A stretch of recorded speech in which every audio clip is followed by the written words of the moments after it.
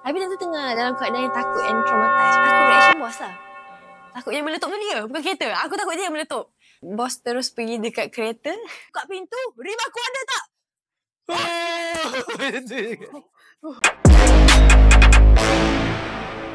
Masa yang bila saya accident tu kan, Rabi dah call bos. Kata, bila nak sampai? Lepas tu tiba, okay, saya on the way ni. Tapi tak lah, okay. Dia literally just macam, okay, saya on the way ni sekarang dengan Razin, cakap macam tu. Tapi lama dah juga, lepas tu saya cakap dekat bos. Saya call lagi sekali bos, saya cakap, bos, boleh tak tolong share bos punya live location? Sebab saya nak tengok bergerak. Faham tak? Aku tak boleh. Aku macam menunggu benda yang tak pasti. So macam, bos, tolong share live location. Macam kongkong kan. Tapi tolong share live location dekat saya nak tengok. Lepas tu, tentu aku yang banyak marah. Macam lambat sangat respon. Sebab tentu kan kita buka showroom nak attend klien. So tentu dah book appointment dengan klien. So bos terpaksa lah call semua klien untuk delaykan sikit. Bukanlah cancel pun, tak cancel pun kan. Delaykan, push kepada petang sikit lah. So itu pun jangan makan masa. Itu pun nak dekat 15 minit aku tunggu. 15 minit tu lama kau tunggu kat atas highway tu sorang-sorang. Tak tahu apa jadi dengan kereta berasap-rasap. Dengan semua orang dah start slow-slow tengok aku. Tak ada orang tengok kan? Tak ada orang tolong? Tak ada orang tolong. Tak ada orang berhenti. Yang berhenti tahu apa? Yang towing tu. Kak, ni saya punya kad. Akak nak boleh call saya. Bapak laju dia sampai. Laju gila dia sampai. Dia cakap, sabar. Saya tunggu kawan saya sampai. Sekejap. Jangan buat saya stres. Macam tu. Lepas tu dia barulah polis trafik datang. Dia semacam, bukan polis trafik. Dia polis ronda. Yang plus. Dia semacam nak kontrol keadaan lah. Sebab tu dah start jam. Orang nak tengok aku. Bukan tengok aku. Bukan nak tolong. Tengok je. Lepas tu saya minta bos untuk share live location. Dia naik motor dengan Razin time tu. So nampak lah baru lepas 20 minit barulah nampak benda tu bergerak. Saya rasa saya tunggu bos kat atas tu 40 minit. Ya. Serius, lama gila. Setengah jam. Nak lock pintu lagi, nak cari lagi, jalan pergi sana lagi. Tak tahu lah mungkin 40 minit tu yang saya rasa. Tapi aku rasa 20 minit sekejap je. Sebab kita nak pergi, kita nak kena masuk highway daripada ujung, patah balik naik. Kita tak boleh cross macam tu je. Masuk pada point dia. Kena go through tol lagi apa semua dengan hujan renyah-renyah ya. Betul, tapi dalam keadaan menunggu bos tu, saya sangat-sangat takut sebenarnya. Saya takut gila-gila. Macam apa ni? Bukan, takut reaction bos lah. Takut yang meletup tu dia, bukan kereta. Aku takut dia yang meletup. Cuk! Korang kalau nak jual beg ataupun nak beli handbag, tekan link dekat bio. Bye! Sebab bos tak pernah marah. Daripada dulu sampai sekarang dia memang tak pernah marah. Marah biasalah. Mengamuk. Aku takut dia mengamuk time tu. Aku memang risau gila kalau dia mengamuk kat atas highway tu.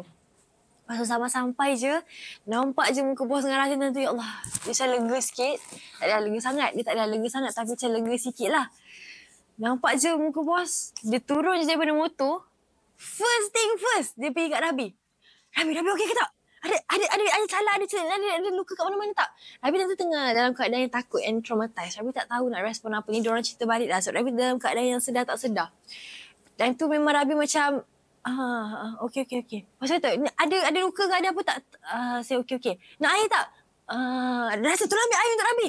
Memang faham tak? Dalam keadaan yang kereta kau tengah berasap-rasap macam tu, kau boleh datang kat aku, kau tanya aku, nak tengok kereta dulu. Tak boleh tengok aku. Saya takut tau. Saya memang takut gila. Tapi dia sangat-sangat tenang. Sangat-sangat tenang yang macam dia time tu memang fikir keselamatan Rabi sahaja masa tu. So, bila dah tengok tu, dia dah paskan Rabi kepada Razin. Pass baton, dia paskan Rabi kepada Razin untuk comfort time tu. Sebab Rabi memang macam blur time tu. Dia stun. Saya macam stun. Saya memang boleh macam, faham tak macam tu? Kau tak boleh nak rasa apa? Nangis tidak? Tak ada semua tak? Semua tak? Memang tak tahu nak buat apa. Sudah bos terus pergi dekat kereta. Bos tengok rim dulu. Gitu okey. Tak tercampak pun tak dengar. Dia tak tengok kereta. Hancur dah tak depan dengar. hancur. Dia dah tak tengok, dah tak kisah dah depan. Lantak lah kau dah hancur dah pun nak buat apa. So dia pergi masuk dalam, buka pintu. Rim aku ada tak? Dia buka. Lega. Itu yang dia legakannya. Aku confused lah kata sudah nak fikir apa lah. Itu Dia cover balik. Itu mahal tu. Tapi Rabi risau sebenarnya masa accident tu kan dia 360 kan. So Rabi takut gila rim tu kena Rabi sebenarnya. Sebab kereta dia tu memang berpusing 2 kali. Sebab lepas tu bila accident tu dia end up Rabi facing berlawan arus. Betul. Lepas tu kereta tu separuh dah naik dekat divider tu.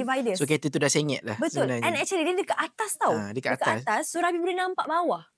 Sukir kan kat atas. ada Sukir kan kat atas. So bila Rabi dia tengah apa tu langgar dinding tu, dia nampaklah kereta tu macam ni, dia nampaklah bawah. Dia sengit. Kereta mungkin 100 meter tinggi lah kot. Tak tahu. I'm not sure berapa Tahu, tinggi kan. 50 meter, 60 meter. So dia nampak lah benda jatuh. Sebab tu dia traumatise. Yes. Kalau masa datang tu memang sepanjang tu cakap insurans mati kan.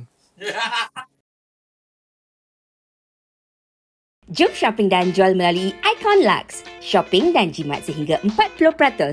Jual item korang pada potential buyer. Tunggu apa lagi? Klik link di bio sekarang.